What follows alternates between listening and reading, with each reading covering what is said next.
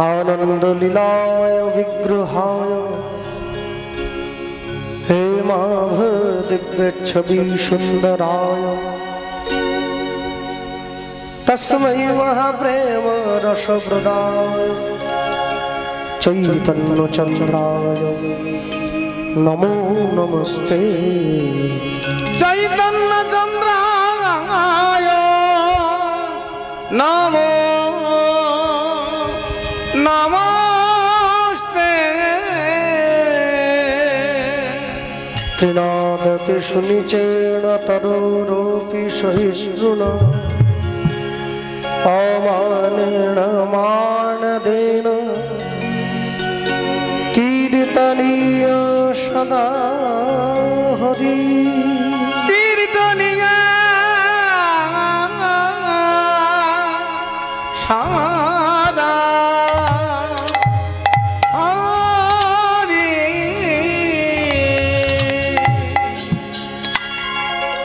जय निताई। उपस्थित महामहालीला संकीर्तन रूपी महत्तर यज्ञ अनुष्ठान कीर्तन प्रारंभे निकटस्थ दूरगत अनाहत आहत निमंत्रित अनिमंत्रित যত ভক্তমণ্ডলী ভক্তিমতী মায়েরা আজকে ভক্ত ভগবানের লীলাগুণ কথা শ্রবণ করবার জন্য উপস্থিত হয়েছেন, সকলা শ্রীচরণে শতকোটি দণ্ডবৎ প্রণাম। অনন্ত অনন্ত কোটি বিশ্ব ব্রহ্মাণ্ডের যত নিষ্ঠাবান বৈষ্ণব, নিষ্ঠাবান ব্রাহ্মণ, নিষ্ঠাবান ভক্ত, সকলের চরণে শতকোটি দণ্ডবৎ প্রণাম। মানুষকে সম্মান দিলে সেই সম্মান ঈশ্বরে মেলে, সর্বশাস্ত্রে তাহার প্রমাণ পাই। কবিচণ্ডী দাস যিনি উচ্চকণ্ঠে বলেছেন, তিনি সবার উপরে মানুষ সত্য, দেখো তাহার উপরে নাই।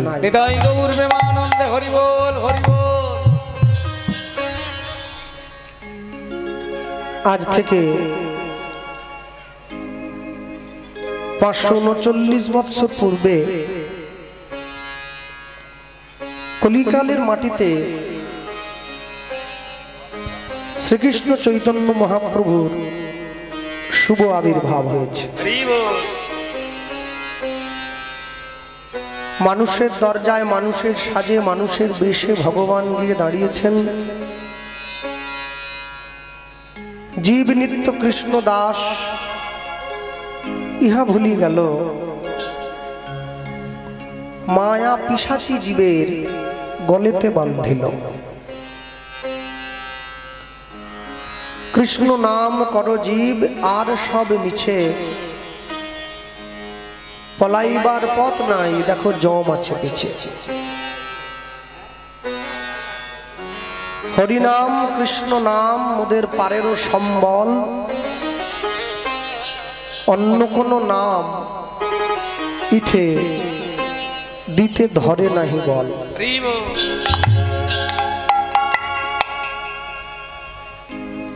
মনে রাখবেন, মানুষ পয়সা দিয়ে অনেক বড় একটা বাড়ি তৈরি করতে পারে, কিন্তু কোনোদিন পয়সা দিয়ে শান্তি কিনে নিতে পারবে না। পয়সা দিয়ে বাজার থেকে অনেক দামি দামি বই কিনে আনা যায়, কিন্তু বিদ্যা কোনোদিন কিনতে পাওয়া যায় না। পয়সা দিয়ে বাজার থেকে অনেক দামি দামি খাট পালঙ্ক কিনে আনা যায়, কিন্তু ঘুম কোনোদিন কিনতে পাওয়া যায় না। বিনা পয়সায় রাস্তাঘাটে দাঁড়িয়ে, বাঁশতলায় দাঁড়িয়ে, চায়ের দোকানে, ফুচকার দোকানে দাঁড়িয়ে অন্যের নামে খুব সহজে নিন্দা করে দেওয়া যায়, কিন্তু তার জায়গায় সহজে গিয়ে পৌঁছানো যায় না। নিন্দা কারা করে জানেন? যাদের নিজেদের কোনো যোগ্যতা থাকে না। প্রকৃত গুণী ব্যক্তি কোনোদিন অপরের নিন্দা করে না।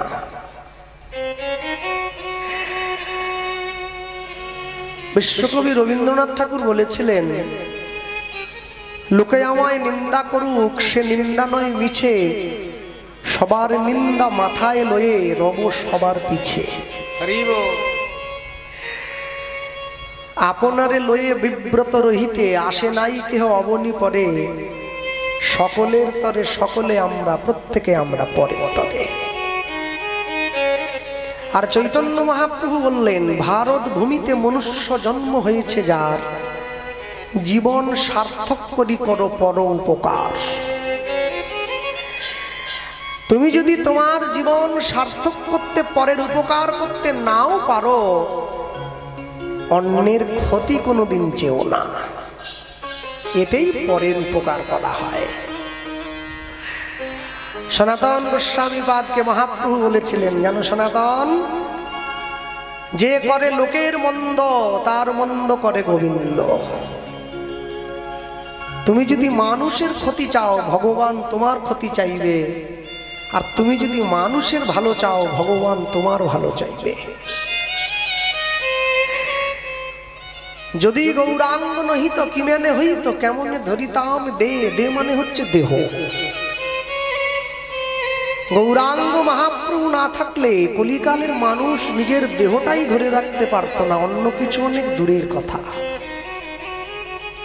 বাঙালির হিয়া অমিয় মাথিয়া নিমাই ধরেছে কায়া। এরপরে বললেন, শ্রী রাধার মহিমা প্রেম রসসীমা জগতে জানা তোকে। আজকে সারা বাংলার থেকে, বীরভূম থেকে, কলকাতার থেকে, গোটা ভারতবর্ষ থেকে বৃন্দাবনে ব্রজের ধুলিতে মানুষ গিয়ে গড়াগড়ি দেয়, রাধে দয়া করো, কৃষ্ণ কৃপা করো। বৃন্দাবনে আমাদের ছোট একটা মঠ আছে, আমি তো বৃন্দাবনে গিয়ে দর্শন করেছি। বৃন্দাবনে পদাবলী কীর্তন হয় না, বৃন্দাবনে কোনো কীর্তনই হয় না। আর যদিও বা হয়, সেটা এরকম দাঁড়িয়ে হয় না, বসে হয়। বৃন্দাবনের মানুষ তারা আমার আপনার মতো করে গলায় তুলসীর মালা দেয় না, কপালে তিলক দেয় না। ভগবানকে ভালোবাসে কি করে বুঝবেন? যে ছেলেটা স্কুলে পড়ে তার তো স্কুলের পোশাক থাকা জরুরি। যে ভগবানকে ভালোবাসে তার দেহে তো ভগবানের ভালোবাসার চিহ্ন থাকাটা জরুরি। কিন্তু বৃন্দাবনের মানুষদের দেখবেন, তাদের গলায় না আছে তুলসীর মালা, না আছে কপালে তিলক, তবু তাদের ঘরে ভগবান বাধা আছে। কেন জানেন? নিজের জীবনের সবটুকু দিয়ে ভগবানকে ভালোবেসেছে, এতটুকু নিজের বলতে রাখেনি।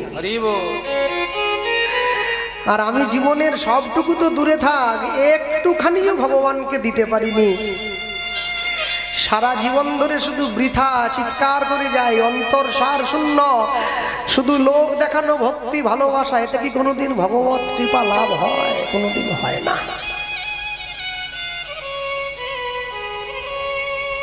যত মানুষে বৃন্দাবন যাচ্ছে, ব্রজের ধুলোতে পড়ে গড়াগড়ি দিচ্ছে রাধে দয়া করো, কৃষ্ণ কৃপা করো বলে,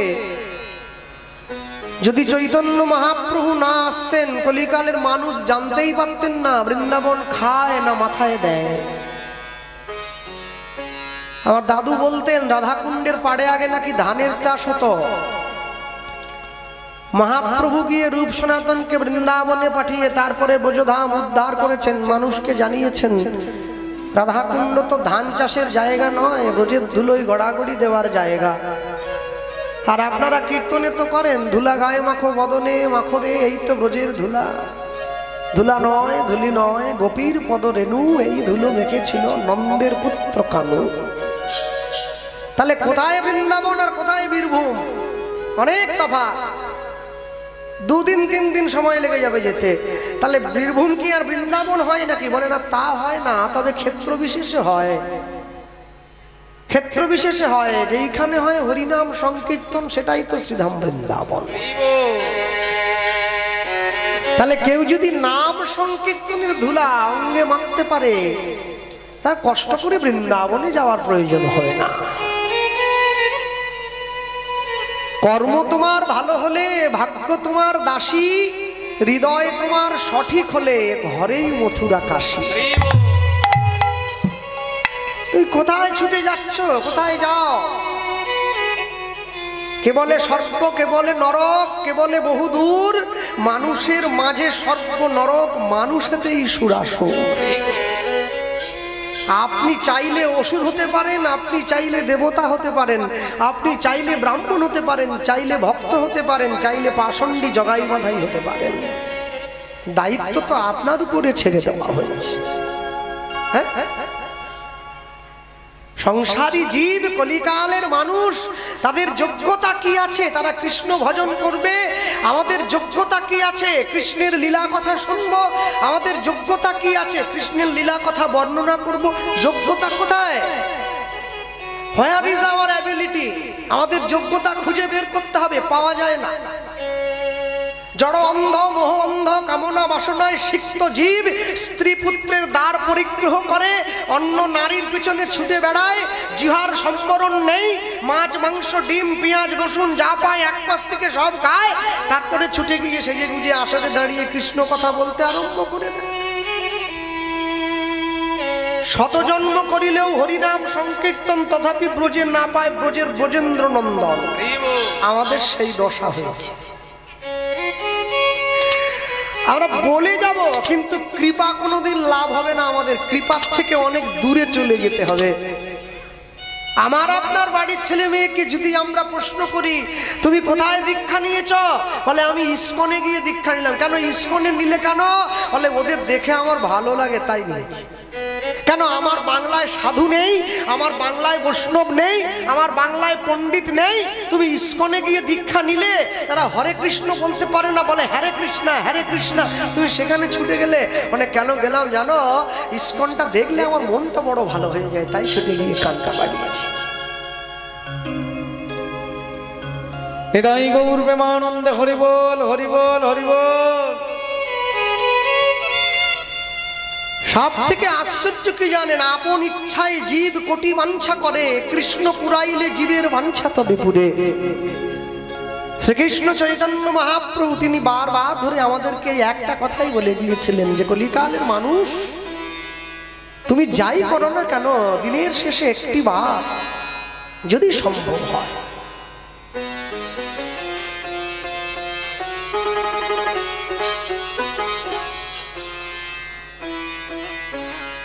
দিনের শেষে একটি বার যদি সম্ভব হয়, তুমি তার চরণে দুফোঁটা নয়নের জল দিও, এতেই তোমার সমস্ত কিছু পাওনা প্রাপ্তি হয়ে যাবে। তুমি গৃহে বা বনেতে থাকো, হাগৌরাঙ্গ বলে ডাকো, নরোত্তম মাগে তার সঙ্গ।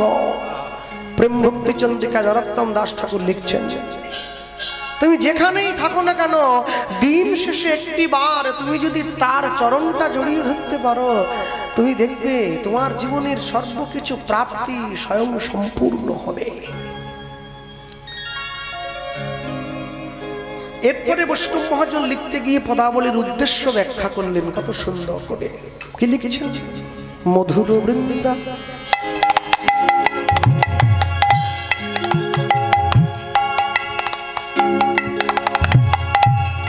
মধুর, বড় মধুর, বড় মধুর,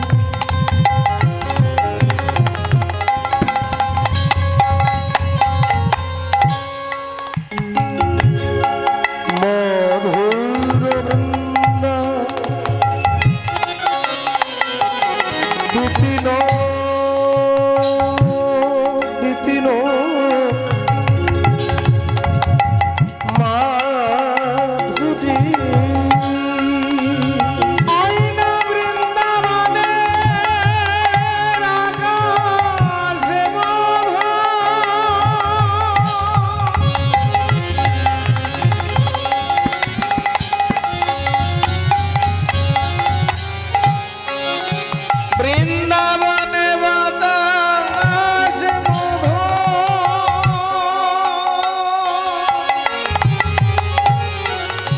বৃন্দাবনের কীট পতঙ্গ তরুলতা সব মধু, বড় মধুর সেই বৃন্দাবন মধুর বৃন্দা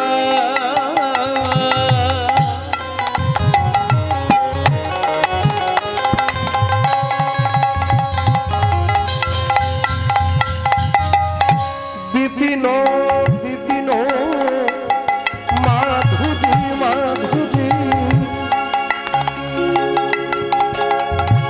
প্রবেশ চাতুরী প্রবেশ চাতুরী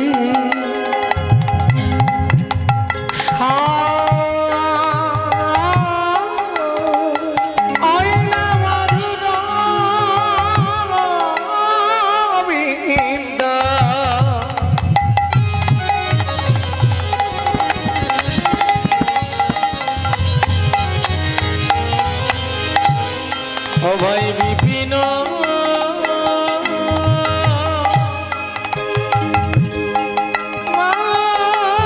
মাধুরী প্রবেশ প্রবেশ চাতুরী প্রবেশ চাতুরী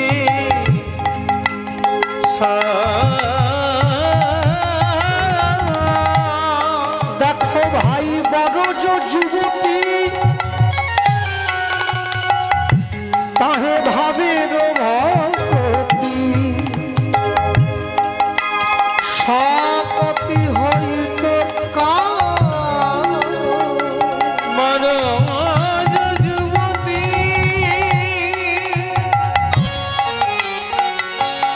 ভাবের ভক্তি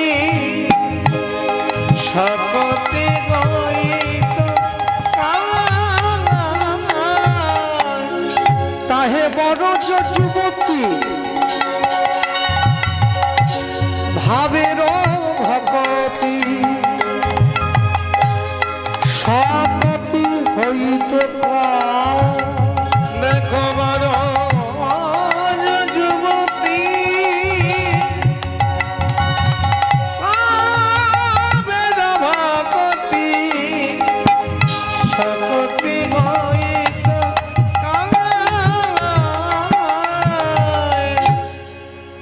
মধুর বৃন্দা বিপিন মাধুরী প্রবেশ চাতুরী সার বরজ যুবতী ভাবের ভকতি শপতি হইত কার। আপনাদের বীরভূমে আমাদের মেদিনীপুরে গোটা বাংলায় গোটা ভারতবর্ষে যারা ভগবানকে ভালোবাসে যারা ভগবানকে সেবা দিয়ে প্রসাদ গ্রহণ করে সবাই ভগবানকে সেবা দিয়ে প্রসাদ পায় আমি সে কথা বলবো না। যারা ভগবানকে সেবা দিয়ে প্রসাদ গ্রহণ করে তাদের একটা নিয়ম আছে প্রসাদের থালাটা ভগবানের ঘরে ঢুকিয়ে দিয়ে দুপুরবেলা হোক সকালবেলা হোক ভগবানের মন্দিরে ভোগের থালাটা ঢুকিয়ে দিয়ে দরজাটা বাইরে থেকে বন্ধ করে দিয়ে এবার দরজার বাইরে দাঁড়িয়ে কীর্তন করে যার গুরুদেব যে শিক্ষা দিয়েছে। কেউ বলে ভজ পতিত উদ্ধারণ শ্রী গৌর হরি, কেউ বলে ভজ ভকত বৎসল শ্রী গৌর হরি। এবার যিনি ভোগ দিচ্ছিলেন তিনি উত্তরীয়র মধ্যে হাতটা ঢুকিয়ে নিয়ে আচমনটা সেরে নিচ্ছেন। আচমন সারা হয়ে গেল, তিনটে তালি দিয়ে পর্দা সরিয়ে দিলেন, ভোগ দর্শন হলো, সকলে প্রসাদ নিয়ে ঘরে চলে গেল। আমি বাংলার কথা বলছি। আমি যখন বৃন্দাবনে প্রথম গিয়েছিলাম দর্শনের জন্য, আমি 64 মহন্তের সমাধি দর্শন করে ফিরে আসছি। আমি লক্ষ্য করছি এক ব্রজ মা সে ভগবানকে সেবা দিচ্ছে। দুপুর 11:30 বাজে, তাড়াহুড়ো করে ভোগের থালাটা নিয়ে গিয়ে ঠাকুর ঘরে ঢুকে গেল।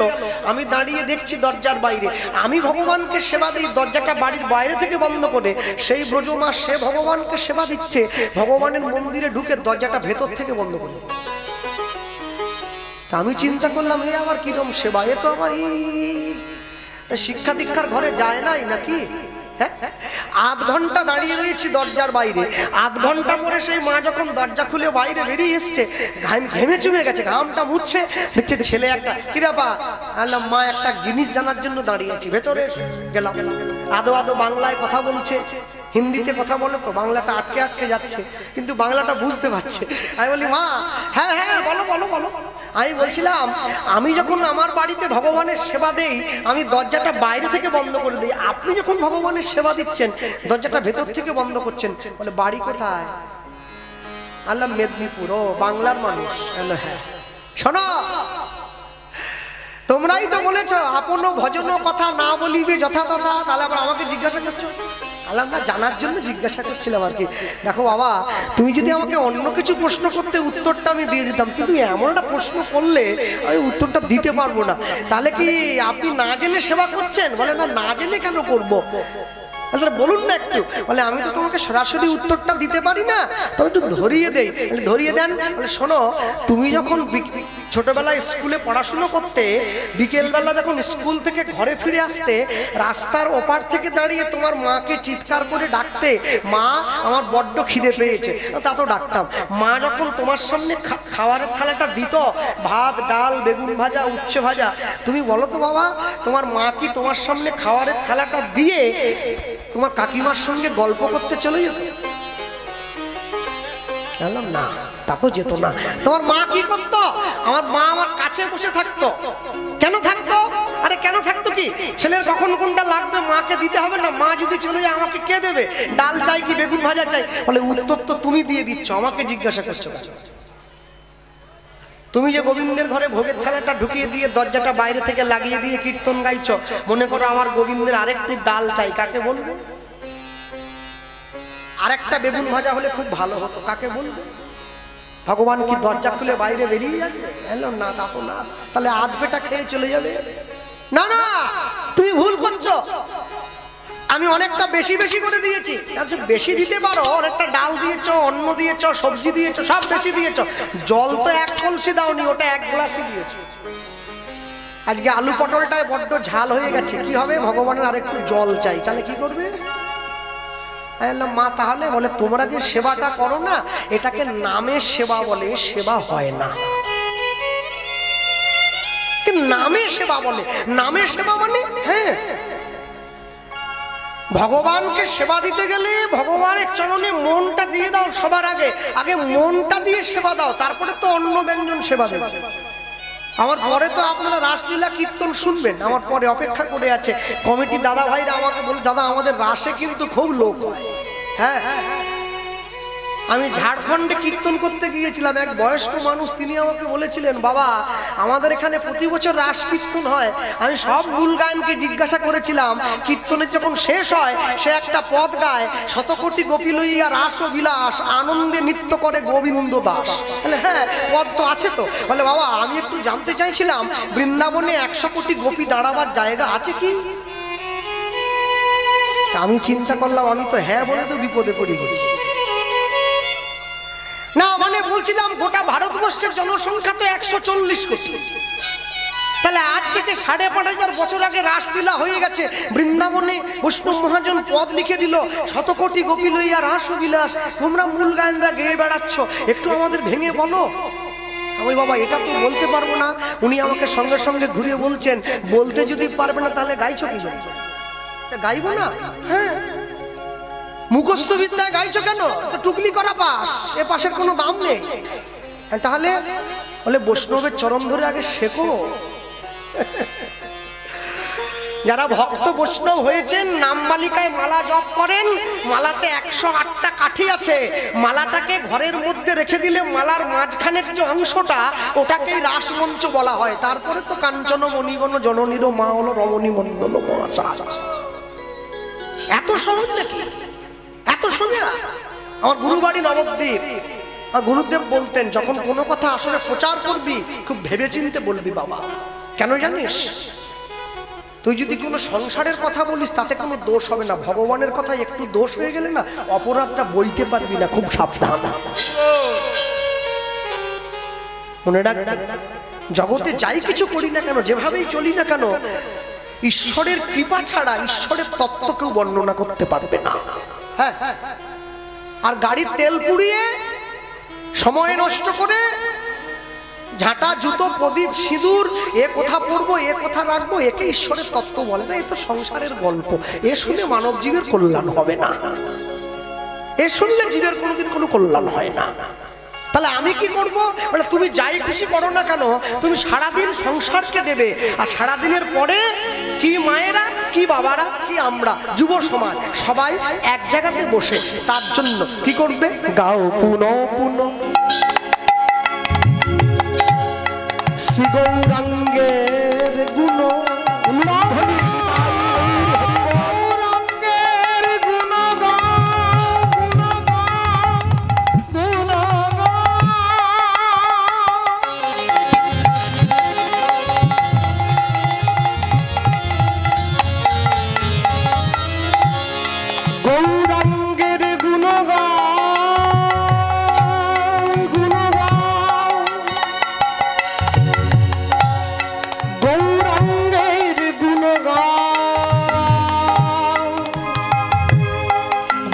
গৌরাঙ্গের গুণগান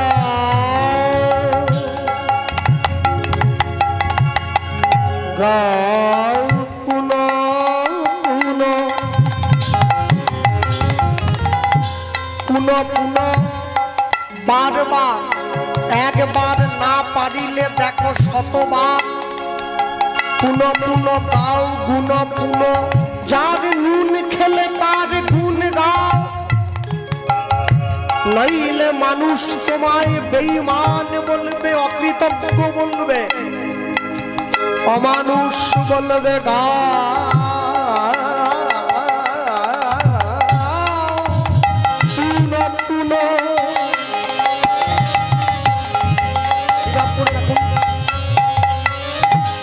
শ্রী গৌরাঙ্গে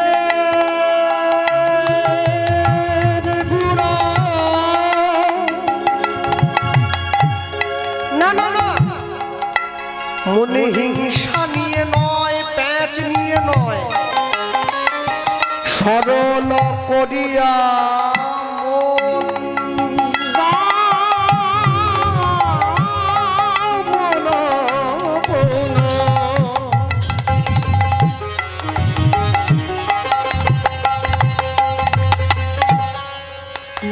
শ্রী গৌরাঙ্গে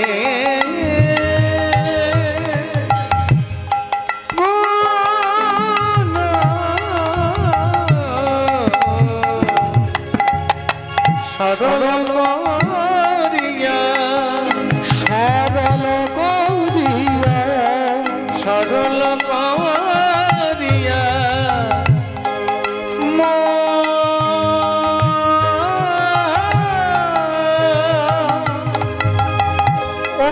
তিন ভুবনে আমি এমন দয়াল না দেখো একজন, তিন ভুবনে এমন দয়া না দেখো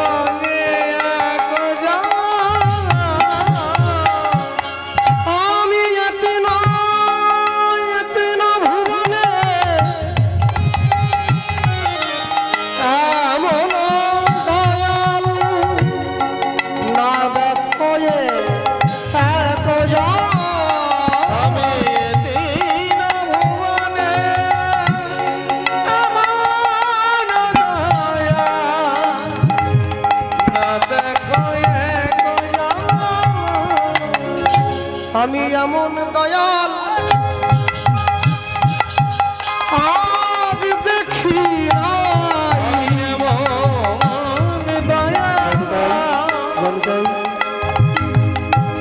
আর দেখি না, আমি এমন দয়াল আজ দেখি নাই, আমি এমন দয়াল আর দেখি না, যে জন মার খাবে পায়ে ধরে প্রেম দেবে, আমি এমন দয়াল আর দেখি না, যে জন জগাই মাধাইয়ের মতো মাতালকে হরিনাম দিল, এমন দয়াল আর দেখি না, যে জন মলয় চাঁদ কাজীর মতো মুসলমানকে কৃষ্ণ নাম দিল, এমন দয়াল আর দেখি না, যে জন চপল গোপালকে উদ্ধার করিল, এমন দয়াল আর দেখি না, জীবের হাতে ধরিল আর পায়ে ধরিল, এমন দয়াল আর দেখি না, হরি নামে হরিকে নামায় আনলো, এমন দয়াল আর দেখি না, যার কেউ নাই তার আছি বলে, এমন দয়াল আর দেখি না, হয় না আর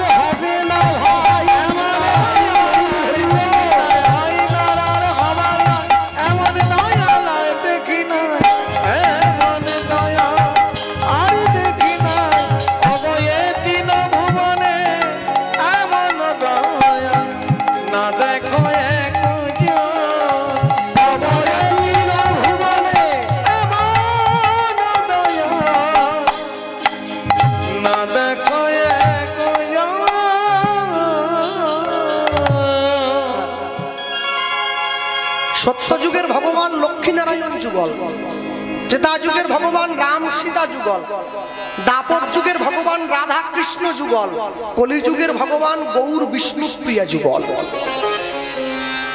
আজকে আমার আপনার বাড়ির দরজায় যদিও বা চৈতন্য মহাপ্রভুর একটা ছবি আছে, বিষ্ণুপ্রিয়া দেবীর ছবি আমরা কেউ রাখি না, ভুলেই গিয়েছি সাইজটাকে। কলিকালের জীব তাকে সাইড করে দিয়েছে, এক পাশ করে দিয়েছে।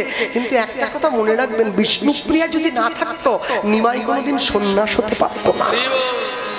আর নিমাই যদি সন্ন্যাসী না হতে পারতো কলিযুগের মানুষ কোনোদিন কৃষ্ণ নাম পেত না। জয় সচিনন্দন জয় গৌর হরি, তুমি বিষ্ণুপ্রিয়ার প্রাণনাথ নদিয়া নবদ্বীপ বিহারী।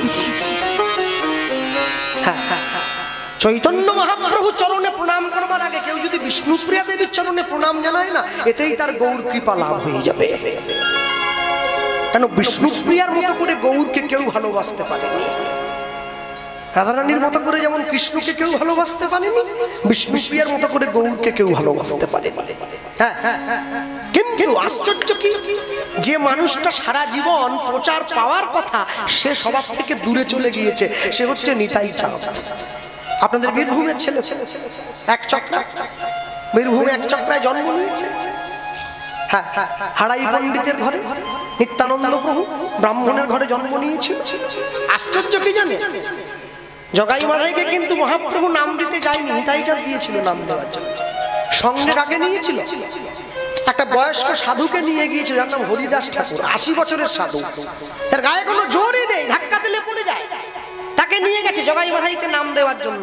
জগাই মাধাই বসে আছে নবদ্বীপের গঙ্গার ঘাটে, আর নিতাই চাঁদ গিয়ে বলছে, তোরা যে নেশাটা আজকে করছিস কালকে আবার করতে হবে, আর আমি তোদের যে নেশাটা ধরিয়ে দেবো না, একবার নেশা হয়ে গেলে 7 জন্ম নেশা থাকবে, করবি? মদের নেশা বিড়ির নেশা ধরলে পরে ছাড়ে, গৌর প্রেমের নেশা কাউকে যদি ধরে তাকে কি রাখা যায় মায়ার সংসারে? এই যে জন্ম তুলেছে, এই কথাটা মাথায়ের কানে গিয়ে লেগেছে। মাথায় সঙ্গে সঙ্গে মদের কলসিটা দিয়ে নিতাই চাঁদের কপালটা ফাটিয়ে দিয়েছে, দরদর করে রক্ত গড়িয়ে। আর যেই রক্তটা গড়িয়ে পড়ছে, নিতাই চাঁদের কপালটার মধ্যে হাত চাপা দিয়ে বলে উঠলো, মেরেছিস কলসির কানা। জানেন তো বাকিটা? তা বলে কি প্রেম দেব? এই কথাটা আমার মতো ক্লাস 4-5 পড়া পর্যন্ত মুখস্থ বিদ্যায় টুকে পাস করা কীর্তনীয় মুখস্থ করে বলে দিতে পারে। এই কথাটা তাৎপর্য বুঝতে গেলে এখনো 7 বার পৃথিবীতে জন্ম নিতে হবে, তবে বোঝা যায়। মেরেছিস কলসির কানা, তা বলে কি প্রেম দেব না? কোন প্রেম? কোন ভাগ্যে কোন জীবের শ্রদ্ধা যদি হয় তবে তো সেই জীব সাধু সঙ্গ করয়।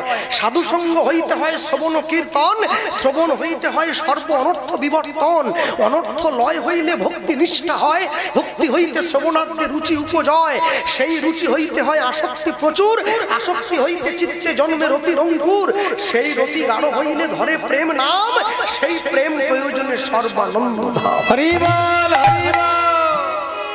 সেই প্রেমের কথা বলছে, মেরেছিস কলসির কানা, তা বলে কি প্রেম?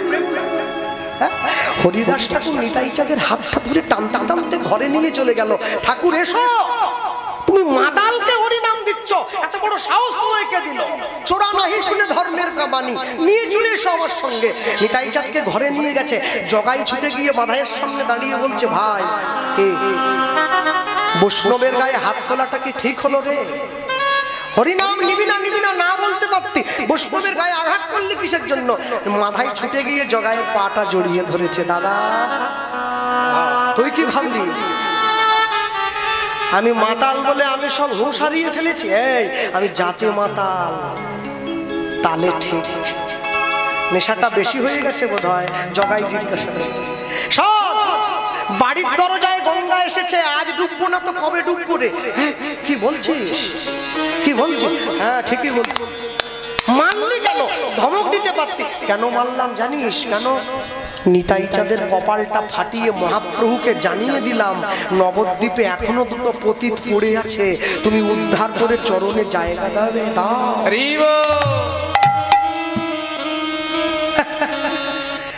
নিতাই চাঁদের কপালের রক্ত দেখে গৌর তো আমাদের 2 ভাইকে মারার জন্য ছুটে আসবে, বলে তা তো আসবে। আর আমরা 2 ভাই সেই সময় ছুটে গিয়ে গৌরের চরণে পড়বো, গৌর বলে কেঁদে উদ্ধার হব। আচ্ছা আমার বাবা বলতেন জগাই মাধাইয়ের মতো মাতালের নেশা চেপে গেল হরিনাম শুনে, আর আমি এমনই সংসারী মাতাল, আমার নেশা কাটে না, আরো সংসারে বসে যায়। সংসারে যে মানুষটা সব সময় বলে আমি তোদের সঙ্গে আর থাকবো না, আমি বৃন্দাবনে চলে যাব, আমি নবদ্বীপে চলে যাব, আমি কাশী চলে যাব, আপনি নিশ্চিন্তে থাকুন, ও কোনোদিন যাবে না, ও কোনোদিন যাবে না।